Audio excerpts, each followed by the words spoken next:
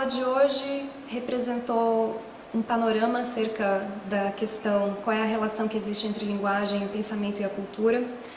E essa é uma pergunta que se faz pelo menos desde a época de 40, quando um pesquisador americano chamado Benjamin Lee Whorf começou a pesquisar línguas indígenas americanas, e ele começou a reparar que naquelas línguas certas categorias não eram apresentadas, não eram marcadas da mesma forma do que no inglês.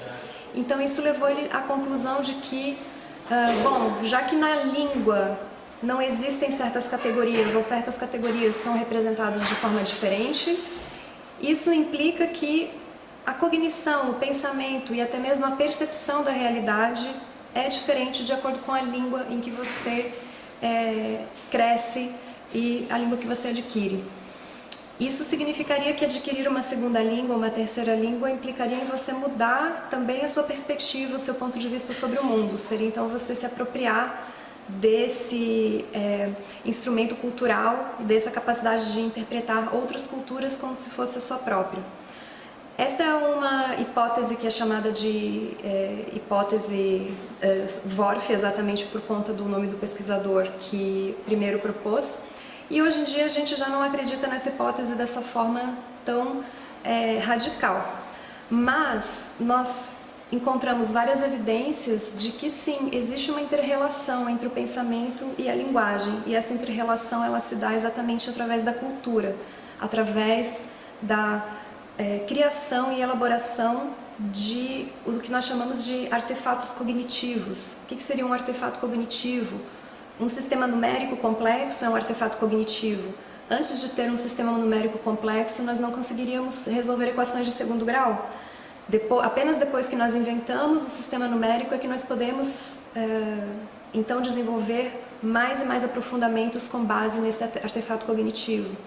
O calendário também é um artefato cognitivo que organiza o tempo de uma maneira linear e cíclica ao mesmo tempo, em que a gente tem um retorno sempre dos mesmos dias da semana, dos mesmos meses do ano e do ano após ano.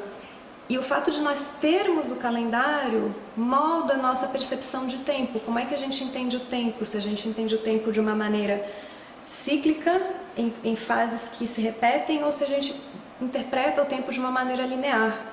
Então existem línguas, por exemplo, que não têm calendário, povos que não têm calendário, e línguas que não têm uma marcação de tempo, como nós temos na nossa língua, por exemplo, e que nós verificamos que aquelas pessoas pensam no tempo de uma forma diferente do que nós pensamos. Nós pensamos no tempo como algo cíclico, que vai se repetindo. Um ano acaba, depois vem um outro ano e começa de novo. Janeiro, fevereiro, março, depois vem outro ano e começa tudo de novo. Enquanto que outros povos que não têm essa diferença, eles organizam o tempo simplesmente como uma sequência de eventos. Então a vida é muito mais voltada para o presente, para o aqui e agora, para o hoje, do que a nossa vida, que parece que nós vivemos sempre ou no passado ou no futuro, menos no momento presente. É claro que isso é uma questão que é, antes de tudo, cultural, mas mostra o imbricamento, o entrelaçamento entre a cultura, a linguagem e o nosso pensamento.